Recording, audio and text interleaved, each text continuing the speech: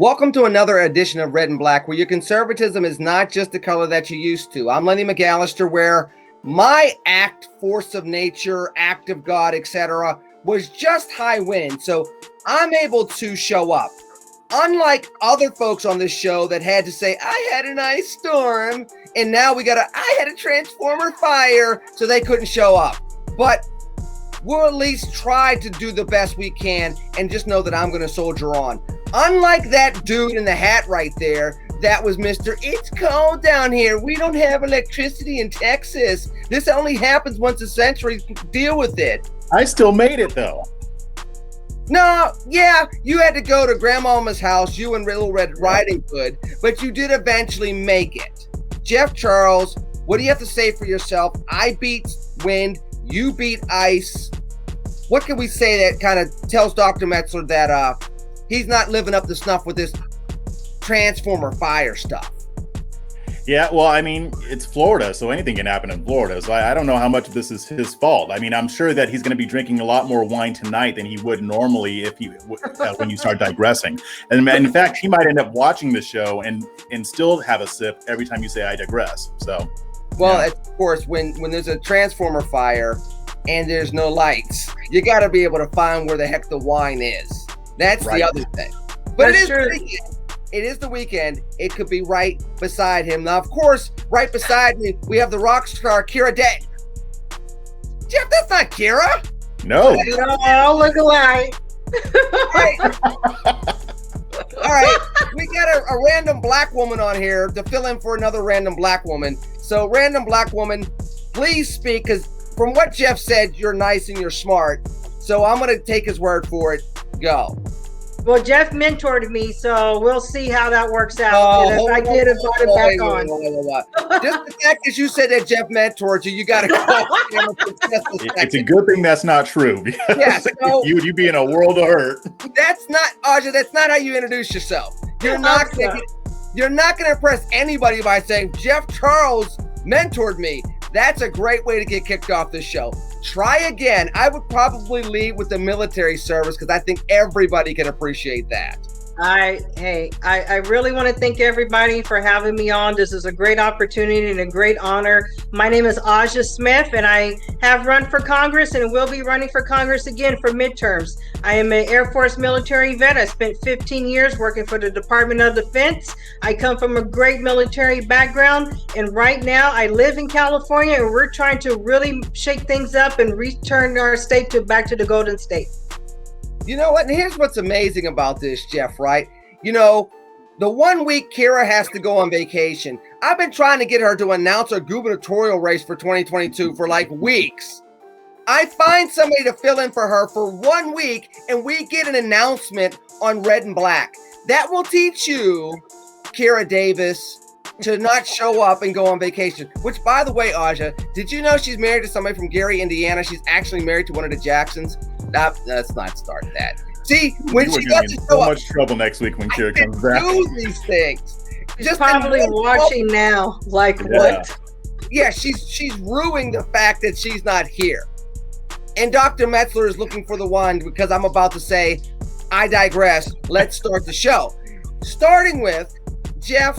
Can we go to the whole uprising with the Georgia voting laws? I obviously got to dive into that and get your opinion, because we've had everything from whining and gnashing of teeth to literally a state representative banging on a door, knowing she wasn't going to be let in. And eventually, State Representative Park Cannon was arrested the day that Governor Kemp signed this Georgia voting law into law. Can you talk a little bit about all that's around this and where the heck this is going, not just in Georgia, but nationally? Yeah, this is a whole kerfuffle. I mean, and one thing that I will say about this is that this whole situation demonstrates that the Democrats are so much better at optics than the Republicans are. I mean, when it comes to the laws that they passed, and there are some that I agree with, and there's some that I'm just like, huh? Like, is this really going to stop voter fraud? I don't think so. And then there's the one that where they're talking about you can't give out water or food because that could be electioneering. And I'm thinking, who's going to go to the polls intending to vote for the Republican, but then switch their vote because somebody gave them some water? Was it worth the ammo that we gave to the left by putting that on there? I don't think that we were thinking very strategically about this. And then the Democrats are just working that race angle. So I'm not seeing how a lot of these provisions would actually cut down on voter fraud. However, I'm also not seeing how any of these provisions would disproportionately impact the Black community. Every single one of these limits would also be on white people too. Now, I'm always for making it easier for voters to vote. So I do take issue with some of this stuff, but the left's narrative isn't exactly honest either. And for her to go and try to go into that office knowing what was going to happen, by the way, that is exactly what she wanted. And because Republicans don't play optics well, they took full advantage of that. I think getting these laws passed, I think it's going to be more of a Pyrrhic victory. It's going to seem like we won, but the Democrats are winning the battle of the minds and the souls, because this is what people are saying. And since the GOP is horrible at messaging, the left is dominating it. It's just it's an entire mess. Aja, what do you think about this? Because this is these are the type of things that you're out there out front trying to confront. When you see this, do you sit there and scratch your head and say, "Here we go again"? The mountain just got even higher, or do you say, "Okay, look, the Democrats are going to run their course, and then when it's time for the substance, I'll be here"? Well, the whole thing is the problem, I've been a Republican for a very long time. And the problem with the Republican Party is, like Jeff said, we don't know how to message. We don't know how to play the game. The Democrats can show us both hands and show us how to win, and we still lose. And right now, what I've been seeing, especially from somebody who's a native Californian, we have passed laws to make it for ballot harvestings, to harvest votes, to do mail-in voting. But Republicans complain a lot instead of actually getting out there in the ground game and getting people registered and to start playing the Democrats' game. When they do play the Democrats' game, is literally on election day. So, and we still lose, and they just don't get it. We need to start getting some real people to understand how to beat them. But it's to a point, and I know Jeff and I have talked about this, and other people on Twitter and the social media world, no matter how you lay it out, those Democrats in Georgia, they're going to have a lot more registered Democrats. Stacey Abrams is out there. Everybody's out there. And while we're complaining about who's canceling Elmo, the Democrats are out there and they're getting more registered voters. And the Republicans need to start choosing to picking their battles wisely. Mm-hmm. Well, and so let's think about this for just a second, because there's two angles to this. Number one, isn't this exactly what people complained about, which was, okay, we took our eye off the ball with the special elections coming up and the runoff coming up in January of 2021, and we were more concerned about the presidential election that was not going to be overturned than we were about the Georgia U.S. Senate races that did, in essence, overturn power in the U.S. Senate, which has allowed everything from a $1.9 trillion deal on COVID to go through to now talk of a $3 trillion deal on infrastructure. But then on top of that, I mean, even if we look at this image of Representative Cannon being arrested, these are the optics that they have playing for them, where they look as though the Democrats are standing up for the moral majority, and then the optics that are still sticking, that are negative optics for conservatives, go back to what happened on January 6th. Jeff, correct. Any way to change this? And I'll get to you as well, Aja, but Jeff, let me go to you first. I mean, none of this is going to change until the Republican Party actually grows a pair and starts wising up to this stuff. That picture that you've got there is powerful. That gets the attention more than what the Republicans are doing. And they'll say things like, "Oh, well, we shouldn't have to play these games. It shouldn't be about optics." No, yeah, it should. It's politics. It has always been about optics. Going all the way back to the Roman Empire, it's about optics. I call it the 3 Ps. You got to have the policy, you got to have the principles, and you have to have the persuasion. And we leave the persuasion out, and we think, and then we wonder why we lose. That's why we lose. And it's interesting, and Aja, you served in the military. You can definitely relate to this. I mean, you talk about optics. Yes. The first thing that went to my mind is the conservative hero over the last 50 years, which no, is not Donald Trump. It's Ronald Reagan. Correct. And What's the biggest optical thing that Reagan ever did? He went in front of the Berlin Wall and said, Mr. Gorbachev, tear down this wall. Down this wall. Did anybody expect Mikhail Gorbachev to start walking out with a sledgehammer and start taking the thing down within the next 15 minutes? No, but it was for optics. And it's as if, Aja, that conservatives, generally speaking, have forgotten that aspect of the game, or they have forgotten how to do it well. They forgot both, and they forgot how to do it well, because a lot of people, they left the Republican Party. Those people who know how to do it well, they went independent, they went no party preference, and they said, I'm done, because you won't listen. And that's why a lot of our voter registration is going to independent, no party preference, because the elites have taken over. Then you even have some people that we call the grifters have taken over, and they don't even have a clue on basic civics. So that's why. Hold on, whoa. You used the word grifters, which now then verifies that you, in fact, have been mentored by Jeff Charles. Continue, please. Well, but it was true, and I've seen it, started in 2016, and I said, okay, we got some people who want to become Republicans, but they don't even know basic civics. And like you said, they only focus on the office of the president. Tip O'Neill said all politics are local, and I keep hounding that into every single body. All politics are local, and I keep saying, stop focusing on the White House. You got to start focusing on the local and the state, and start getting that handle on it, because the Democrats have taken over that. All right, but the question, I guess, the bigger question before we pivot on is this Georgia voting rights issue going to be a bigger deal than we thought it would be? I mean, first of all, this could have simply died down in January. So now to have this vote, have this be signed into law in March. And now we're hearing talk that there's going to be a national push from the Democrats, starting with President Biden on down, to deal with voting rights. Is this going to end up being one of those unanticipated issues, Jeff, that ends up being something that we talk about in 2022, much in the way that, Biden, the flip side, something that's not playing to his advantage? He didn't expect to be talking about immigration now, and yet here he sits. Yeah, I mean, we will most definitely be talking about this in 22 and beyond. I don't know how this vote is going to go in the Senate. I mean, I'm not sure that Manchin or Sinema are going to be on board with it. But even if it doesn't succeed, we're still going to be talking about this. And when it comes to Georgia's leadership, I can appreciate the position that they're in, because they have to make sure that they're pleasing their conservative base, who is very much concerned about election integrity, and rightly so. But so I can understand the tension that was there. But if Republicans are going to win the narrative on this, we have to make sure that we're being smart. If we're passing certain laws, we got to make sure that, one, is it worth the damage that's going to happen when the left takes advantage of it? Like, again, I'm going to bring up the food and water thing.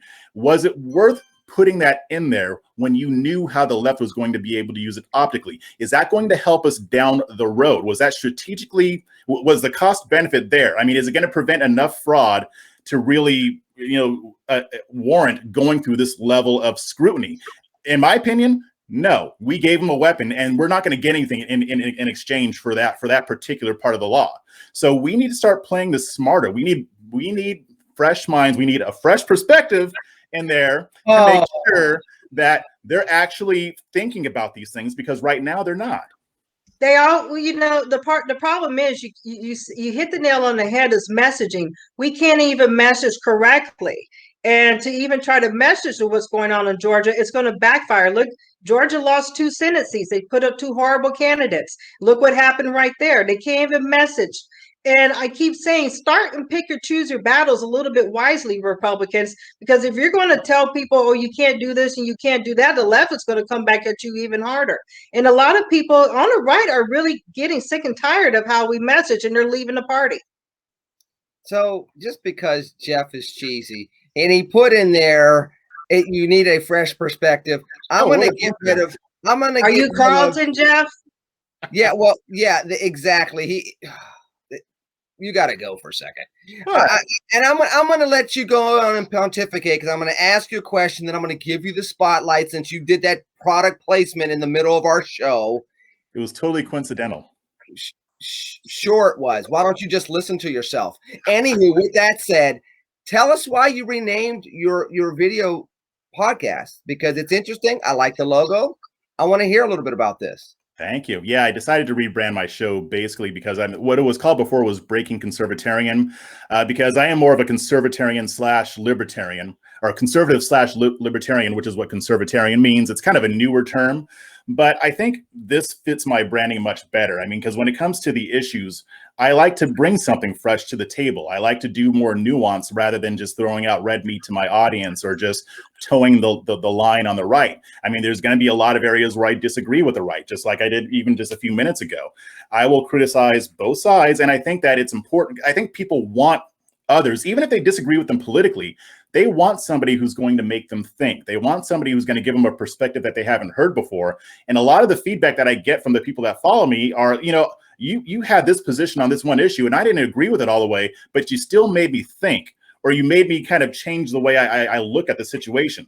That's what I want to bring to the table. So that's why I say that's why I decided to call it a fresh perspective, because that's what we need right now. We don't need all this, just repeating the script or just having a certain position because the bad guys have one position, so we have to take the exact opposite.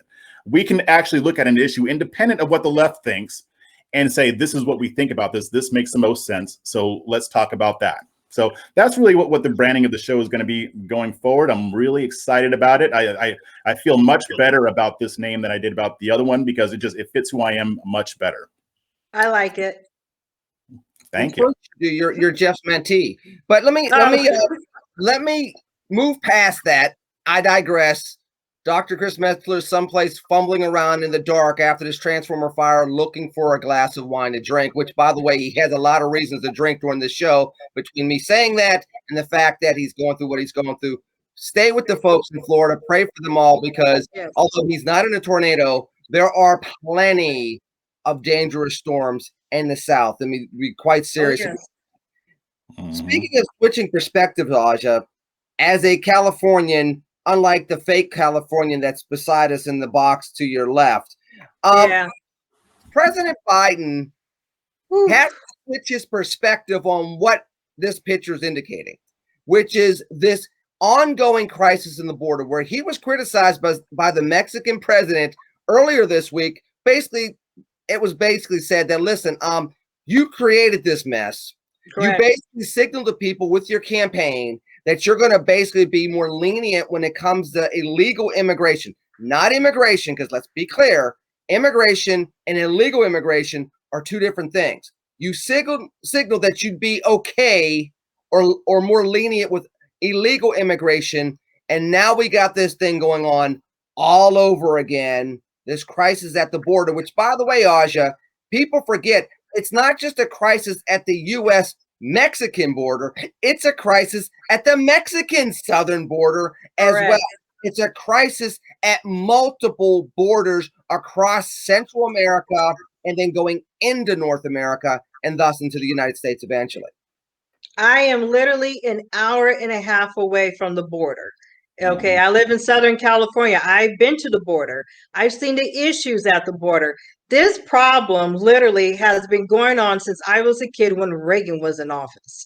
And it was never a solution in how to fix the border issue. The Democrats get in, they say everybody comes over here, and the Republicans come in, they say we want to kick everybody out. How about this? Why doesn't the United Nations or all of these political leaders, like the Mexican president, the Honduran president, they all sit at the table and have a come to Jesus meeting, because this is getting out of hand. And it really is saddening to see that you do see children, but at the same time, you'll have Kamala Harris laughing, say she'll get to it when she gets to it. Joe Biden literally threw her underneath the bus by putting her in charge. But you have to remember, too, she was our California State Attorney General and did nothing. Nobody does anything to solve this issue on both sides. I can say with former President Donald Trump, he tried. But now we see you have hundreds of thousands of people walking over. I don't believe they're all walking. I think they're all being helped. Yeah, there goes crazy Uncle Joe. And we have to figure out, now you have the Mexican president saying, you're creating this problem. Because once a Democrat gets in office, everybody thinks, oh, I can just walk over there. I don't think everybody's walking. They're getting help by some type of funding. But at the same time, you're going to have to really get some common sense people in office, especially the federal level. And that's the right and the left, because neither one have the solution to solve these problems. A lot of those people coming through the border, they're COVID-19 positive, and I can't even go to church. I can't even go to a restaurant. I can't even gather anywhere, but you're going to allow everybody to come over here. They're thinking about even testing us to get on the airplane. I was just on a packed airplane, but I had to wear a mask. What kind of common sense is that? So in the meantime, people like me that live in border states, Texas, Arizona, California, we're the ones that suffer. The rest of the nation just sits there and thinks, oh, well, that's their problem. But guess what?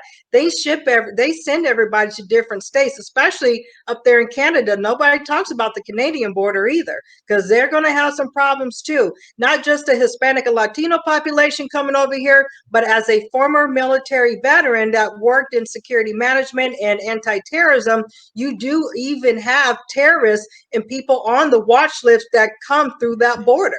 And that's what a lot of people don't understand. I've been to the border. There's actually sewage coming from Mexico to California Imperial Beach, where half that beach is shut down because it is toxic waste that is coming from Mexico. Oh, I got pictures and video too, if anybody wants to see it. Toxic waste. But we're the environmental state where they ban plastic straws and bags, but you literally have toxic waste coming from Mexico to the beaches. You have people that are starving, they're hungry. Of course, we want to help people, but you do have to do it legally. And that's where I said, I can't say what the former President Trump, he did work with the Mexican president, because they say, yes, this is getting too much. You have a lot of people that want a better opportunity. They want to escape the oppression, what's going on in Guatemala and in Honduras. But at the same time, now you have a Democrat, far left socialist administration that they just want open borders. They don't even want a policy anymore. But I do go back to the Reagan administration, where he did sign the amnesty, and that set the precedents. And they promised that they were going to build a wall, and they never built a wall. Everybody that was working on that wall needs to sue and open up an investigation. Where did all that money go? I think the GAO is opening up an investigation to see where all that money is going to go to build the wall. But we have to start holding our local and state electeds accountable, not just the federal ones, because they are also part of the problem. But Aja, you brought up something very interesting. And Jeff, I'm going to go into the politics for just a second. I'm going to leave the strategy where it was, because I think Aja brought up many different points. But Jeff, how come conservatives don't continuously bring up the fact that we had all these near misses over the last decade? We talk about the mass shootings and domestic terrorism, and those are definitely things that we should mourn and something we should address. So, I mean, our hearts go out to the families that have been impacted by, again, the latest mass shooting. I mean, we had one obviously in Georgia, but right after the one in Georgia, we now have the one in Colorado. So our prayers go out to them. And yes, we will talk more about what we need to do when it comes to domestic terrorism later on in Red and Black, probably next week. But Jeff, why aren't conservatives, when it comes to the immigration crisis, not talking about international terrorism and the threat that could come to our borders? Look, people forget 10 years ago, we almost had a car bomb go off in Times Square. We almost had a terrorism attack in Dallas. We had near misses. I think another one was in Detroit, if I remember correctly. We had near misses over the past decade that we were blessed not to go through. When you have these border situations, this seems to be the perfect opportunity for Republicans and conservatives to say, you have to tighten the borders so that you don't give Al-Qaeda, ISIS, lone wolves a foothold to re-spark something else. The first time we let go and just overlooked it, 3,000 plus Americans died, and we fought a war over in the Middle East for over 15 years. Correct. Yeah, I mean, and I think the reason why we've become more complacent about this is because these were near misses and nothing actually happened. On top of that, you had the fact that over the past 4 years, we all but eliminated ISIS. So I think people are going and getting into a false sense of security. I mean, even up to 2 years ago, I was writing about this issue. If you guys don't think that there are radical extremists trying to get into the country from South America, you better think again, because Hezbollah is very active in South America, and they are increasing their operations in South America. They're cutting deals with those governments, and they already have cells in this country. I'm not trying to be a fearmonger. I'm just telling you like it is. I mean, this comes from the intelligence community. It comes from our military. They are saying that there are radical Islamic terrorists that are trying to get into the country from Canada, but also from countries like Mexico, Colombia. They blend in better. ISIS has operatives in South America, and there can be no doubt that they want to get people over that border. If we are not being careful, if we're not actually paying attention to our border, somebody's going to slip in. They probably already have, and we're so Pollyannish about it because we haven't had a successful terrorist attack in a while. But we saw what happened in Boulder, and I understand that wasn't motivated by a religious extremism, but that very well could happen. But even on top of that, we're not paying as much attention to people who are radicalized after they already get here. The past few major terrorist attacks that were religiously motivated, they weren't people who snuck in and they were already terrorists. They were people from the Middle East who came here with their families, grew up, became radicalized here by ISIS online, and then they carried out their attacks. So that's another thing that we can't afford to sleep on. Now, I know that our intelligence agencies are on top of that as much as possible, but citizenry needs to understand what's going on here. And hopefully the Biden administration still keeps those things in place to where we're staying on top of those things so that we don't experience another attack like that. Because it's not just the casualties that'll happen from the attack. If it's big enough, we're going to go to war again. We're going to send people like Aja over to the Middle East and other veterans. And, you know, we're still trying to get out of Afghanistan. So this could easily have a huge impact that we're not really thinking about right now, but we should be. Well, go ahead, Aja.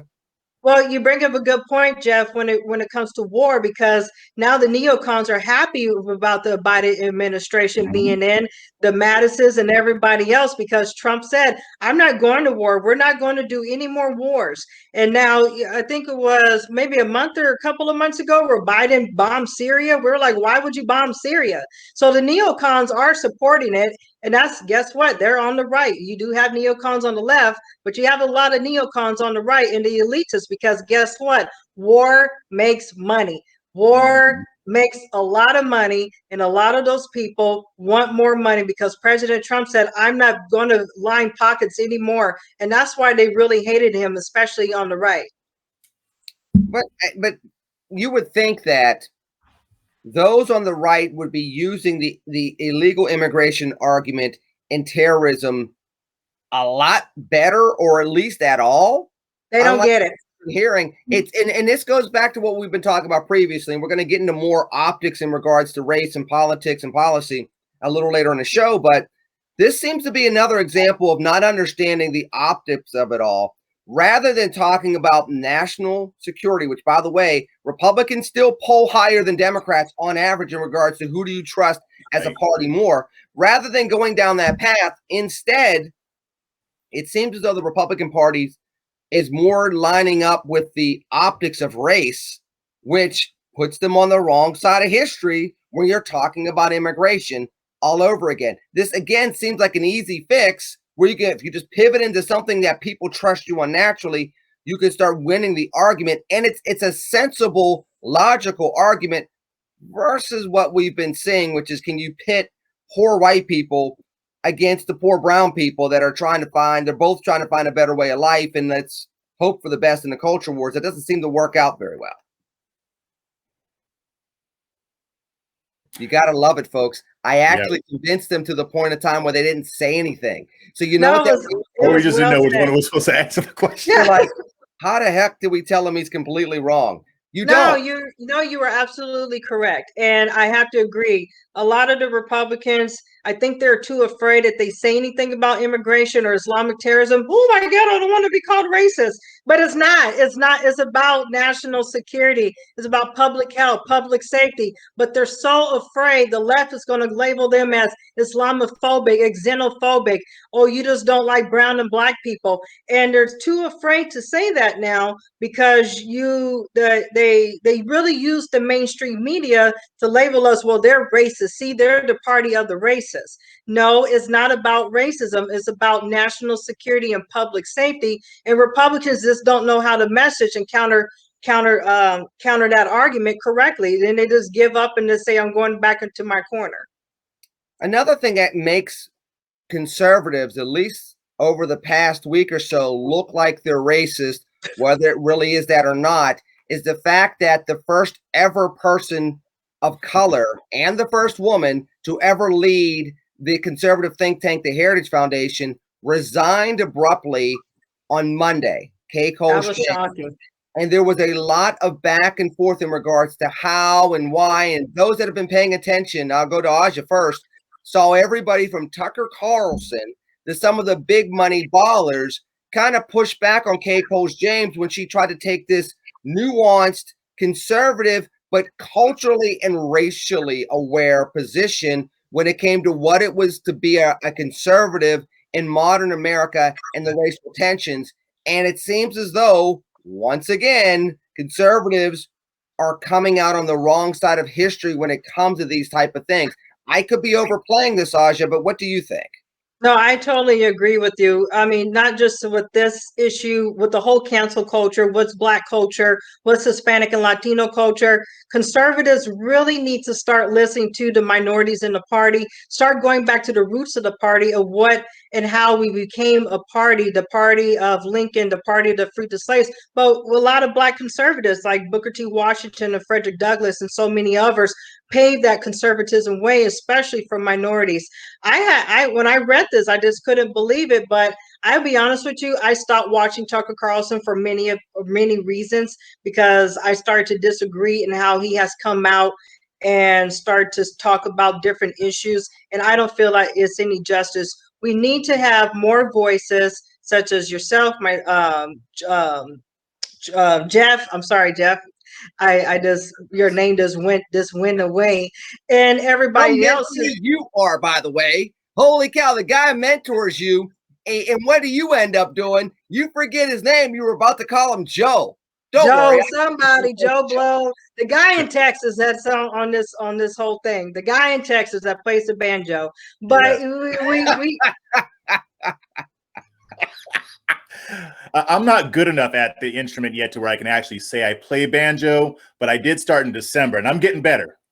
Okay, but the conservatives, well, they really need to rethink their values again, and they need to reread history. They need to start educating more. Stop telling minority conservatives to stop calling ourselves who we are. We need to have open dialogue, and we need to have open discussion. Yes, I am a proud Black female veteran conservative, and I'm not unapologetic with it either.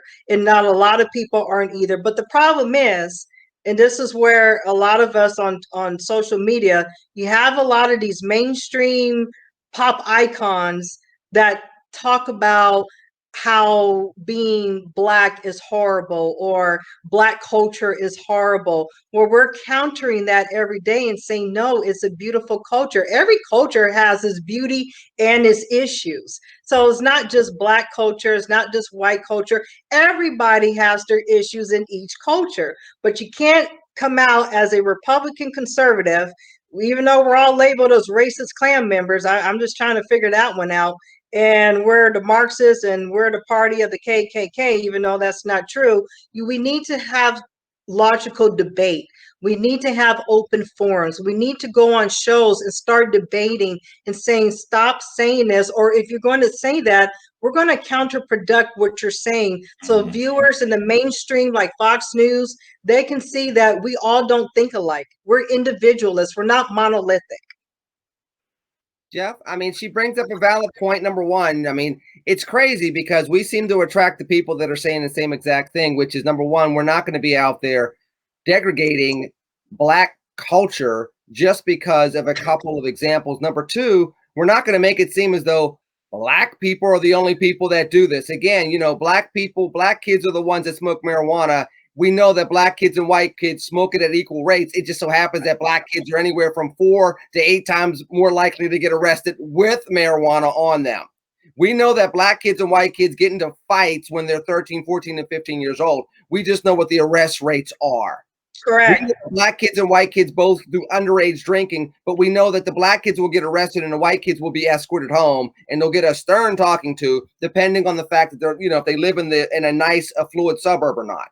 And I can go through that through experience, even though I obviously was not one of those drinkers. But my point is, you know, we know what the experiences are. So to denigrate, I'm saying the word wrong because I've been drinking before this whole show started with all the technical difficulties. To sit there and slander the Black community, I'll use an S word, that's pretty easy to use. Yes. To slander the Black community, to get ahead as a Black conservative has been profitable. It's been on a time schedule. It doesn't make you profitable for 25 years, but it will make you a popular person for a short period of time. I made a joke on this show a couple of weeks ago, Jeff, when one conservative icon used to be quote unquote another conservative icon. You remember that. I'm not going to do it again. What does it take to reverse that? I mean, we've talked, over the last couple of weeks, it's been the Carltons versus the Wills. I don't know where Aja fits in because does that make her the Ashleys? I don't know. But I'm the Hillarys. Look, Uncle Phil didn't show up this past week. I digress on that one. But Jeff, what does it take to reverse this trend, especially now that a true Black conservative icon, somebody that served in a White House, somebody that broke glass ceilings as recently as her last position, is now out of that position? Yeah, you know, I'm actually very optimistic about this, but I think it's going to boil down to a few different things. The first of which is going to be something that Kira said when she was talking about the whole Steven Crowder fiasco.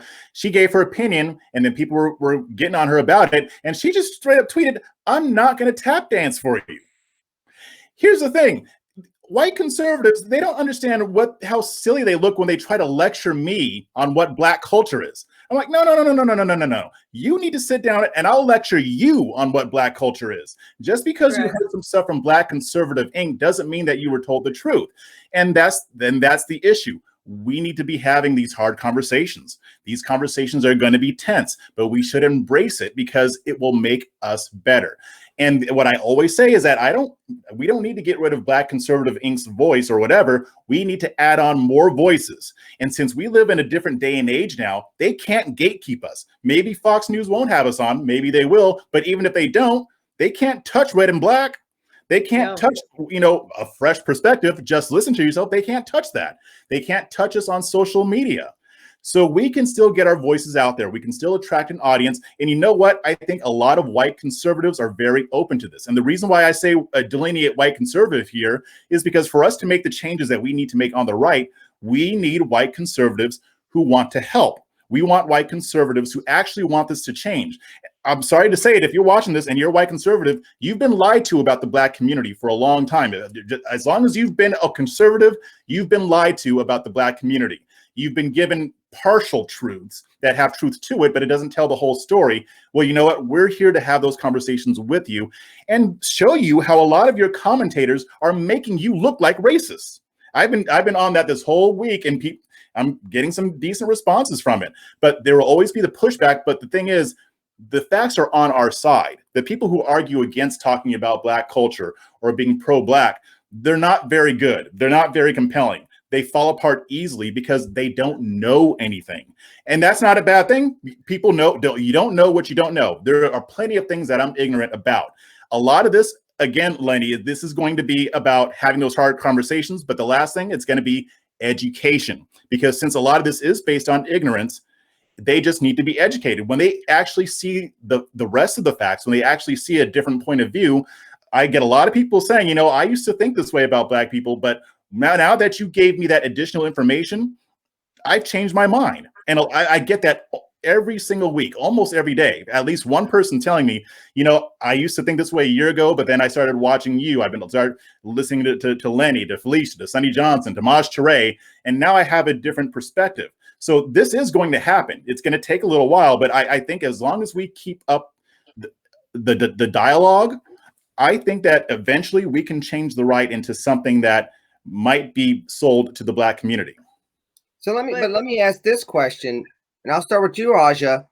Is not the lesson, at least whether it's optically or in actuality, isn't the lesson, at least with Kay Coles James, that it doesn't matter what type of conservative cachet you bring to the table, it doesn't matter how long of tenure you have as a Republican serving and implementing good ideas and good policies and supporting good Republican leaders all the way up to the president of the United States. If you talk too proudly as a Black conservative, there is a price to pay. Correct. And if that is the lesson, Aja and Jeff, and I'll start with you first, Aja, if that's the lesson, why the hell would any Black person want to be a Republican or a conservative in America? You won't want to. And I'll be honest with you. You really will say, why am I here? I fight and stay in the party because I really feel, whether if I'm elected or not, God is going to give me a gift to fight to be a Black conservative in the party and to change the narrative.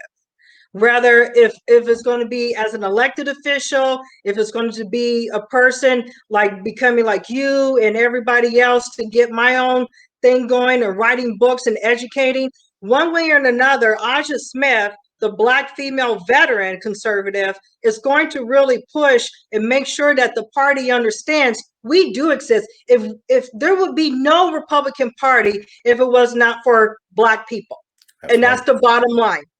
And that's what they're all going to learn. If there was no slavery in the United States from the day one, 1619, yes, I said 1619 because that whole entire debacle, 1619 versus 1776, no, we're going to go to 1619, there will be no Republican Party.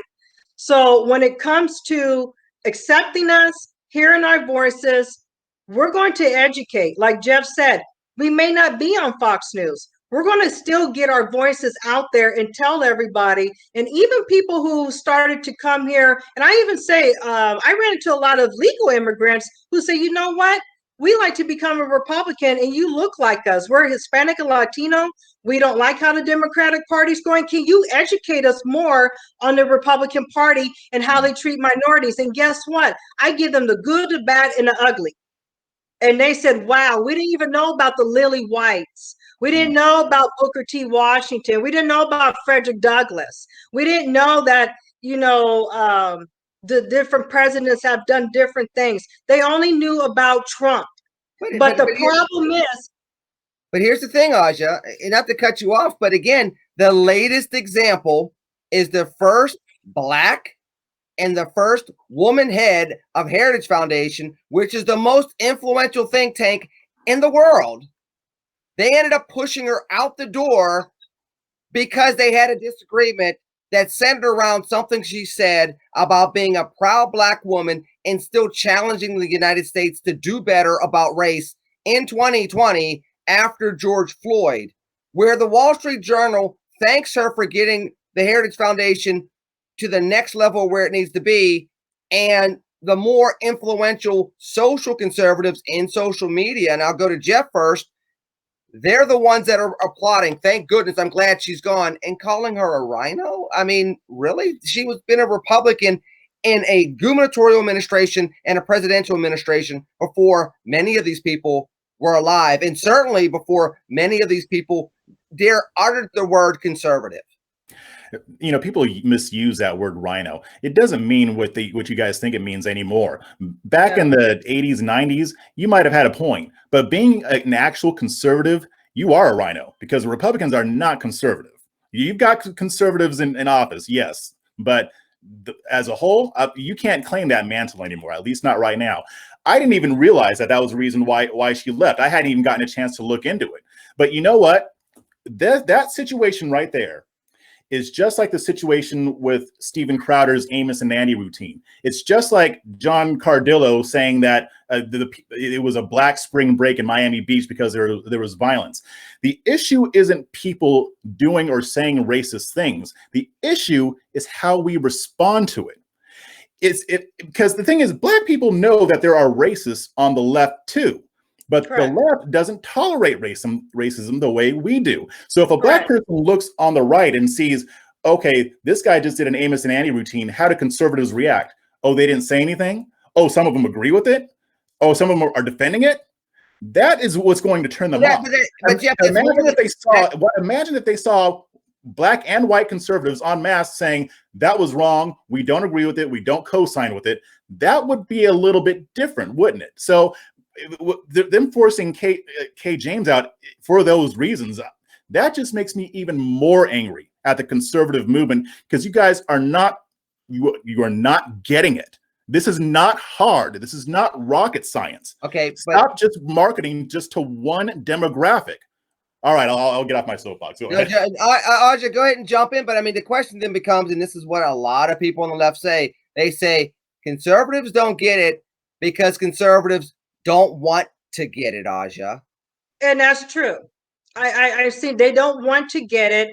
And the biggest pet peeve I have with conservatives. Hold on, let me clarify. There are conservatives that definitely want to get it. I think that you believe that. Yes, I do. There are some conservatives that do kind of slowly but surely put their arm around some of this type of rhetoric, kind of like the cheesy guy at the movie theater when you're 13 years old. I never had that happen to me at 13 years old. Jeff put his head down because he has a story to tell. Jeff, you don't have to share your secrets. Go ahead. We'll talk offline, Jeff. No, there are some conservatives that do want to get it, and I have encountered those conservatives because, number one, they're not long-term conservatives, they're new conservatives, and they want to learn more about the party. But the long-term conservatives, the ones that say, well, I've been a conservative since I've been born. First of all, no, you haven't. Number two is the lack of education. You have these conservatives that want to say, I'm colorblind. I don't see color. Okay, if you don't see color, you need to go see an optometrist. Stop saying that we're colorblind, because we're not. Because if we were truly colorblind, why do you bring up black on black crime as a narrative? So if you're colorblind, then why can't it just be 2 males or 2 females and it's crime? 2 Americans. And that's where, Yeah, 2 Americans. Yeah, or 2 Americans shot each other, and that's it. But you have to use the black community because we are the 15% of the population, and we commit most of the crime, the black community. But you go around and saying, well, I'm colorblind. I don't see color. I don't see gender, and I don't see any of this. We're all American. We're all patriots. No, number one, you're a hypocrite. And I will call them out, and I have called them out, and I call them out publicly and into their faces. You are a hypocrite because you do see all of those aspects. With the Republican Party and what they did at the Heritage Foundation, it is an example that we do have a lot to work to do as Black Republicans and even minority Republicans. I'm not just saying just us, but guess what, other minorities? They're coming after you. They're going to come after the Hispanic Latinos. They're going to come after the Asian community, even religion. When it comes to non-Christians, they're going to come after you and say, we don't like what you say, so you must conform to. They're no better than the Democrats with this. Democrats, and I'm telling you, and I tell a lot of Republicans, you're sounding like Democrats and what you always complain about. Well, the plantation, get off the Democratic plantation. Well, guess what, Republicans? You're creating the plantation too, telling everybody when to go eat, when to go sleep, and how to be colorblind. And so it's not going to work. What happened And I was going to say, and who is the queen of the Black community too? I mean, we were also told who that was designated as well. Yeah. Just going to put that out there. We all kind of know who that is. Hold on for a second. Everybody's crowned by white conservatives, not even crowned by Black people. She is not my queen. She is not none of that. I just say she is just the opportunist opportunist that just runs her mouth, wants to sell a book, and thinks that 1 minute Cardi B is great. Next thing you know it, she can't stand her. I don't know. All I'm going to say is before I pivot into President Biden's first press conference, before we get off of this, is Aja, you're just jealous because she didn't invite you on her talk show. Now, back. I'll go on. I will go on. It would be bigger than a Muhammad Ali fight, but will be very nice. I will go on. If she invited me, I will go on. I have no problem to debate. Hold on. Let me give her a. I'm just call her up. Yeah, right. Call her up. She ain't taking your calls. She ain't taking my calls. Jeff, what say you very briefly before we get out of here about Uncle Joe's first press conference as the man? What did you take out of it? I don't think it was as bad as a lot of people that were saying, but it was still bad. I mean, there were parts where he handled it fine. And honestly, there were parts where he was just rambling and boring. And as bad as it sounds, I think people want boring right now. I mean, after 4 years of Trump, they want a little bit of boring, and I can understand that. He fell apart at certain parts, which was expected. So, I mean, like I said, I don't think it was as bad as some people were saying, but it was pretty bad. I mean, it was a lot of it was just a whole lot of nothing. And especially when it comes to the migrant crisis, when they were asking him about that, he has no idea how to handle this. And his team did not anticipate what would happen if they pushed open borders so aggressively and so publicly. And now we're dealing with what we're dealing with. But I think that, I mean, I don't know how many of these press conferences he's going to give or how much they're going to let him give, but it did show that he's not the man that they built him up to be. Like I said, he said a lot of nothing. He said a lot of rambling, which a lot of presidents do, but he's no better than any of the others. So it was so bad that the media had to manufacture excitement over it. And I'm like, we know you're gaslighting us. You don't actually believe that this was such a great press conference, but they have to do it. I mean, they have to drag him and push him as much as possible, almost physically, so that he can look like he's competent. But again, like if this is an indication of how he's going to govern, then we're in some trouble here. But realistically, it's not him governing, it's his team governing. It's his team putting all this stuff into action, which the team does put things into action, but they're not supposed to be the ones governing. He's supposed to set that tone, and I just don't think he's doing it. I don't think he's up to it. We found out with this president already what every other president has basically found out in American history, which is you sign up to try to be a certain type of president, and then once you become president, you end up realizing you're going to be a different type of president. I mean, honestly, look, Barack Obama didn't think he was going to be a war president and did more drone attacks than President Bush did. President Bush thought he was going to be a compassionate conservative, and 9/11 happened. Bill Clinton had a good economy and was still had to go to Sarajevo and had to go to Yugoslavia and had to deal with everything with the Serbs, and then had to deal with everything that was going on with Somalia and everything else, and then had his own crisis. We won't even talk about Monica Lewinsky. Every single one of them. Trump thought he was going to have a great economy, and then COVID hit. Every single one of them has had to go through this, and now Biden's doing the same thing already as well with the border crisis. But Biden, I mean, I can't even say Barack Obama, when he did speak, he spoke great. I mean, with substance, with passion. Even if you did not like him, you're just like, oh wow, Obama's on TV. Yep. What is he going to say? And he to me, he was the Democrats' Ronald Reagan when it came to speaking. And so because he really was good. And so with Joe Biden, to me, it's literally elderly abuse. It's to a point where what is really going on, which just scares me as a veteran, and somebody who worked in the Department of Defense. This really scares me, and how they're propping him up to be this way. I have to ask the question, who is really in charge? And I read an article, actually I tweeted that, and I said, who is really running the country? And the next day I saw an article that said the Biden and Harris administration. So that really shows a lot about how they're really prepping up Kamala Harris to do this. But at the same time, Joe Biden's the one that got elected, whether you call it a stolen election, whatever, but he is the one that's sitting in the White House. And I have to say, him falling up the stairs, that was really sad and scary to see. Him saying, well, I'm not doing any press conferences. He can't answer questions. He can't even read off a teleprompter. To me, people are going to have to really start asking the question. Hold on. I mean, we just had a president that couldn't read off a teleprompter. But it was entertaining. It was literally entertaining. Yeah, and I get that. And then after Obama, we had another president that really couldn't read off a teleprompter. But it was entertaining. Well, he didn't want to read off the teleprompter. He didn't. That one made up words. Strategery lives forever because of his inability to read off a teleprompter. But it was entertaining. And that's what I'm saying. But now you do have Joe Biden, but it does kind of concern me and scare me because are the Democrats going to push to try to get him out and we end up with Kamala Harris? That's the biggest question.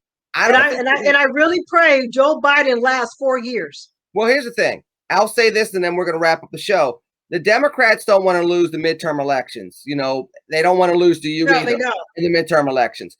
If they start getting any type of hint of trying to 25th Amendment him out of there because they say age or whatever else, they lose the midterm elections that in a way that makes the 2010 midterm elections look like a narrow victory. And that's what people forget. Joe Biden won with razor thin margins in multiple states. Heck, Donald Trump won with razor thin margins in multiple states. These were not landslide victories. They were in the Electoral College. They weren't state by state by state. And even with that victory, taking out an incumbent president, it's 50-50 in the Senate, and they're +5 only in the House of Representatives. If they push Biden out of there, they're going to lose their advantage, and Biden will suffer what Obama suffered 2010 onward. I don't think they're willing to do that. With that said, we're going to wrap up the show, and we're going to say thank you to Aja. We're going to ask you, what do you got going on this week? You got about like 30 to 45 seconds to brag on yourself. Tell us the wonderful things that you're doing before Jeff sits there and just literally gets all egotistical doing a whole bunch of self-promotion. But you can go first. Well, right now, I want to say thank you for having me on. It was a great time. I really enjoyed this. I've watched everything that you guys do. It gives me more inspiration. You can follow me at Twitter, Aja for Congress. You can go to my website, AjaSmith4Congress.com. I'm going to have more updates coming up next week. And when we have a campaign to launch, right now we're just raising money, raising awareness about all the crazy things going on in California that went to the federal level with the PRO Act. And pretty much we need to start fighting back. We need to fight back. We need to start gearing up for midterm elections because they're coming up very quickly. If we lose this midterm, that's it. We won't get another presidential election that you hope for. And I tell everybody, please start supporting the candidates. Start supporting your local candidates. Start getting involved in your local community because that's where politics starts. All politics start at the local level. Tip O'Neill. Thank you, Aja. Now, Jeff, I'm going to give you an opportunity to brag upon yourself, but I'm going to ask you to please limit it. You usually take like 10 minutes at the end of each show to brag about your brilliance. Can you limit it to like 45 seconds, please? I can limit it to 9 minutes. Oh, 9. Thanks. Yeah. But no, I gotta go get something to eat.